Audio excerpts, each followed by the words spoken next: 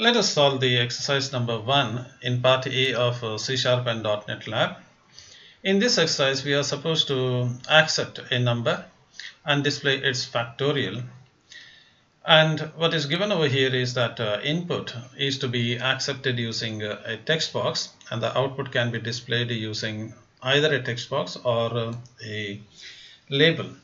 And we are supposed to perform the validation for empty input, non-numeric as well as negative input, and display the appropriate error message according to the error that is generated using a message box. And this is what we are supposed to do it. So let's go ahead with the Visual Studio. I have with me the Visual Studio, and I'm going to click on the file, and I'm going to go to the new and go to the project. And in this project, I'm going to select the Visual Basic, because they said we are supposed to create a Visual Basic application, VB application. And I'm going to select the VB as my choice over here. Under Windows, I'm going to select the Windows form. In the lab, give the appropriate name for this project as well as save it at a proper location. I'm going to just click OK to create the project. So Visual Basic is Visual Studio is going to create a project for me, and it's going to show me a empty form. And in this empty form, we are supposed to do a few things, and that is we are supposed to take the input from a text box, and we are supposed to show the output. So let's go ahead and let's do the thing over here. I'm going to go to the toolbox over here. Again, if the toolbox is not visible, go to the view, and under view you may find the toolbox at some place. So you're going to come to this point itself. So I want a label. You can scroll down and search for the label like this, or you can also type label here. So it's one and the same. I'm going to just double click on it. When I double click on it, if I go out and see, a label has appeared. Okay. And suppose say when you do it, if you get like this, go to the toolbox again and then select the pointer. So suppose if I see the pointer here, and when I click on anything like a bind navigator, and I come over here, you see when I come to the form, I see this image. When I come out, if I see this image, just go back and click on this pointer, and you will see the pointer. So if you select anything, for that matter, I'm going to just pin this one. Suppose say if you select button, and when you come back, you are going to see this button like this. Okay, how to get rid of this is just go back and click on pointer. Okay, so it's as simple as that. So I'm going to go and drag this label now. So the label is here. Next, and one other thing you must remember, never close this particular box over here. It is not X. Always remember, it is not X. It is this unpin. You just unpin this. It's going to go back. Click on it, and if you want it for a longer time, just pin it. Okay, don't close this one. Otherwise, you have to go to view and then search for this toolbox over here and come back to this particular place. It's going to take a slightly longer time if you try to do that thing. Now, I need a text box. I can straight away type this text box over here, and I'm going to get this text box. If I click on this and double click on it, I'm going to double click on it because some of you are not familiar with the click and drag. So just double click on it, and you get this one. Again, if you see this, when you see a pointer again, you go back and just click on this pointer, and it's gone altogether. Okay. So you have this label with me, and I need a button. So I can just say button and double click on it, and the button will appear. Suppose if you see the button again, just go back to the pointer and you will see it. Okay, so that's button is done. So this is going to be my initial interface, and I want one more label. Easiest way to get the label is click on label, press down the control button on your keyboard and just drag and leave it. You are going to leave the mouse button first, followed by the control button. So this is how it's going to go. You have the interface being created. Let me change a few other things over here. So I'm going to go to the label here, right click on it, and then say properties. When I click on this property, I'm going to get the property on the other side of the window. Again, the first thing that I'm going to do is never click on this X mark, rather pin it, and it's going to stay there for a longer time. So I have selected this label, and this label is called as label 1. If you scroll down here, if you scroll down on the right hand side, you see a text property over here. The text property I'm going to change, and I'm going to say input a number. Input a number. This is what I'm going to write there, and if you click here, this is how it's going to come. You can slightly move it here and there to make it appear properly. So you have input a number, and I'm going to click on this button over here, and in this button I'm going to change the text of this button, and I'm going to call as find factorial. Okay, you can say find factorial. Okay, I'm going to say find factorial and then if it is not coming, this time you have to increase this border of the form. Just go here and click and drag it to the other side. Click on this and then drag it. Okay, and you can make the proper adjustment. I'm going to go and select this label, and again you can right click and go to the properties. It's one and the same. And I'm going to change the text, and I'm going to just say 0 as my initial result. Okay. And I want it to be slightly longer, so I'm going to go here and slightly scroll up for the label 2. I'm going to go to the font, and I'm going to change the font size as 12, and I'm going to make it as bold by selecting on the bold here and making it true. So I just changed the font size and bold so that the result is going to appear in a beautiful way. So that's it. You can click on here and then show it like this. Okay. Now what is that I am supposed to do? Again, let me go to this form and right click on this form and then go to the properties. It's already there. So form 1. So you can right click on this form and then wait for patiently for a longer time to get to this properties button, and then go here. Otherwise you can just select it from here also, and select it from here also, the form. Okay, this form is there, and I'm going to say the text of this particular form as find factorial. Okay, that's enough. Done.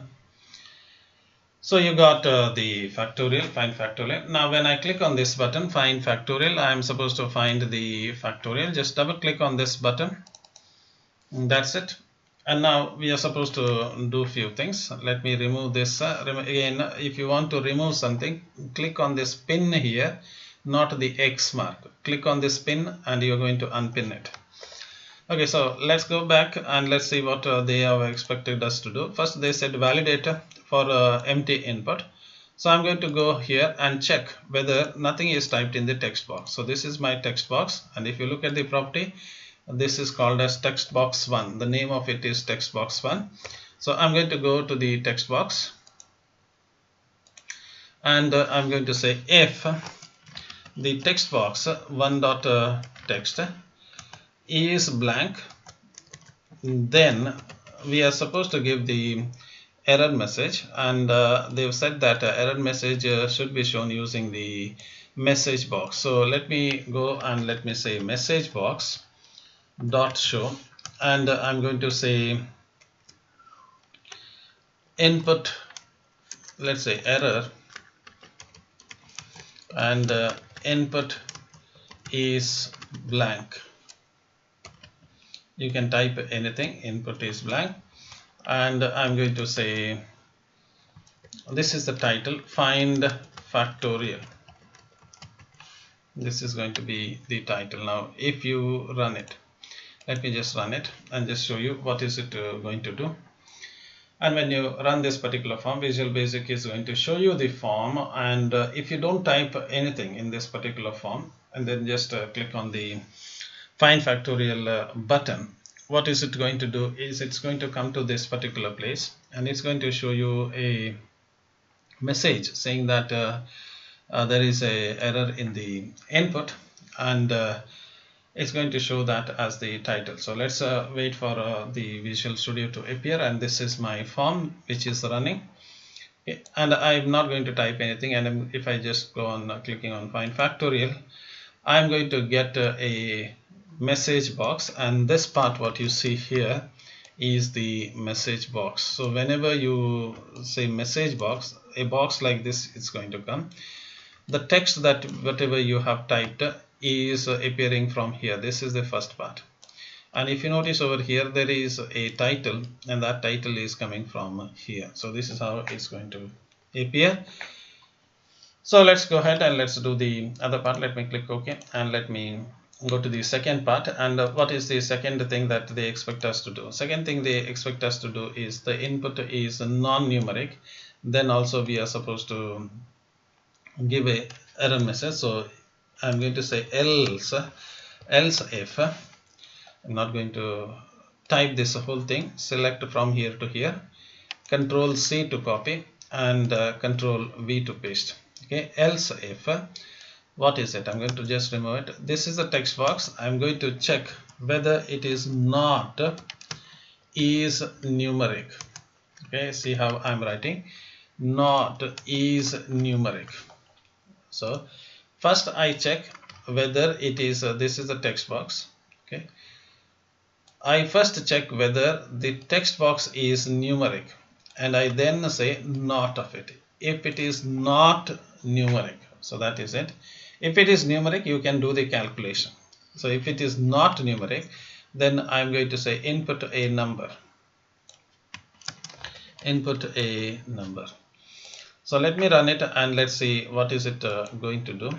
So when I run this particular thing, and if I type a text like this, suppose if I type ten, okay, and this is not a number. So if I click on it, I'm going to say input a number. So how did I get that input a number? This is the message. This is the message box, and you see this input a number. It came from here, and find factorial. It came from here. That's good. But what is it? It has tried to do. How did you get to this point? First, it has taken this text box. This is the text box, and it has taken the text box, and then we are checking whether it is a number or not. Okay, this is not a number. Is numeric is going to give you. It's going to check whether the given number is numeric. It's going to say no, it is not a numeric. Okay, and I am going to make not again. Not of false is true.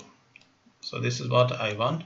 So this is not a numeric number. So that is what I have written over here. Let's go to the next one. And what is the next one says? Check for the input, the negative input also. So let's check for the negative input. I'm going to rob some code from here. Control C, and press enter, and Control V. And I'm going to say the value of, look at what I have written, the value of. Value means whatever you are typing in that text box, the value of it. Remember, it is a text. Whatever you type in a text box is a text. It's not a number. So I get the value of it. So suppose in the text box here, what you have here, suppose if you have typed 50. Now this is not this 50, it is this 50 that is being used. Hope you get the difference between this 50 and this 50. This is a text 50. It is not you cannot use it for numerical calculation. This is the number 50. Okay, so hope you get that thing. Now let's go back and check. If this is less than 0, that means what is less than 0 is negative. Some number less than 0 is negative. Then you can say input cannot be negative. Cannot be negative. So you're going to say that thing.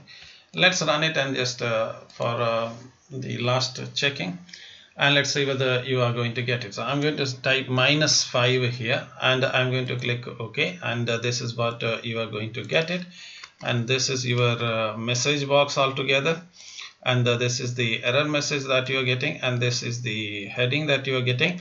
How did you get this thing? So this -5, when you type it, it's going to appear for the Visual Studio, it's going to, for a Visual Basic, it's going to appear like this, -5. And what did you do? You took the value of it. So what is the meaning of saying taking the value of it? Taking the value of it means you convert it into numeric -5 and then check whether it is less than 0. It is definitely, it is less than 0. Okay, that's why you are going to give the message. Okay, that done. So these are the only thing that they have asked. And after this, let's go to the else part. Else, they said you can go ahead and do the calculation.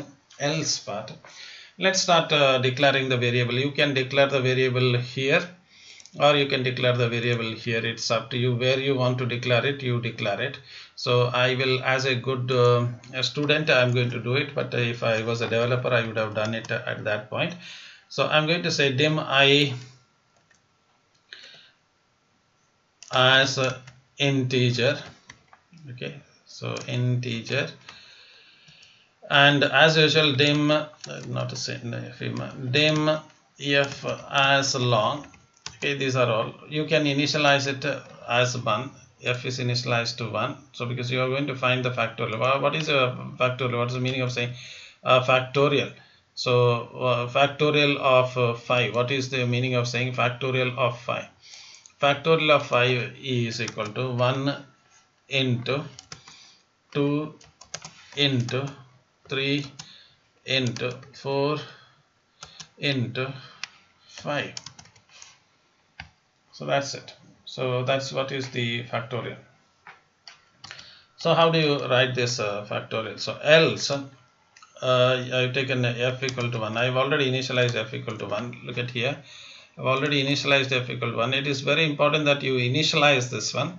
If you don't initialize, f is going to be 0. The initial value for long, default value for long is 0. 0 into anything is 0 itself, and in the examination also you are going to get 0. So be extremely careful.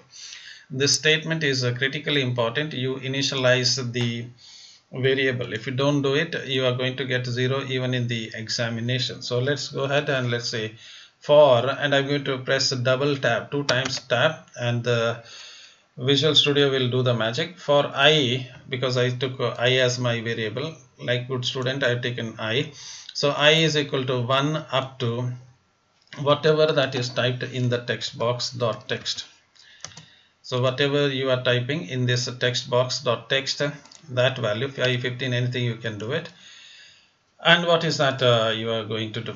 So you are going to say I star equal not I, f star equal to I. So what is this one? Suppose some of you don't know what is it. That means you have not studied your C program. F is equal to f into I.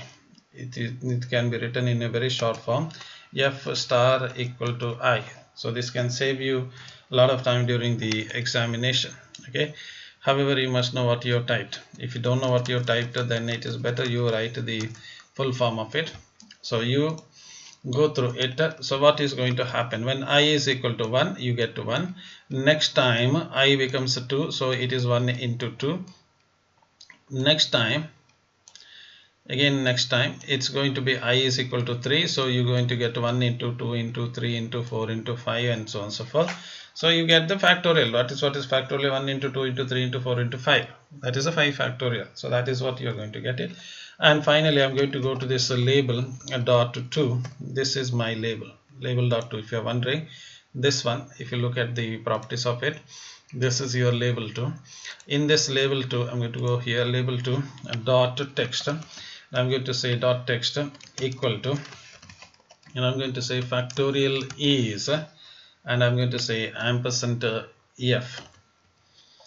Okay, what is ampersand? Is concatenation. You are going to concatenate with the f, and you must know that you must give a space here. If you don't put a space here, it's going to touch this is, the number is going to touch that is. So extra space before double quote is required. Let's give it a last try, and I'm going to just run it. and I'm not going to check for the validation because I've done all the validation. I'm going to just find the factorial of 5. I'm going to type 5 here and press the factorial, and I'm going to get the factorial is 120. If I type the factorial of 6, I must get 120 into 6, which is 720. That's it. You're going to get the thing over there. With this, it's all done. By the way, what is factorial of 0? You're going to get factorial of 0 is 1. If you doubt that is not the case, please Google and just find out what is the factorial of 1. I'm sorry, what is the factorial of 0? You go to Google and find out, and you will realize surprisingly factorial of 0 is 1. Okay, why? Ask mathematician why, they will tell you. Okay, with that, I'm going to stop this video. Thank you for your interest. We will meet again in the other exercises.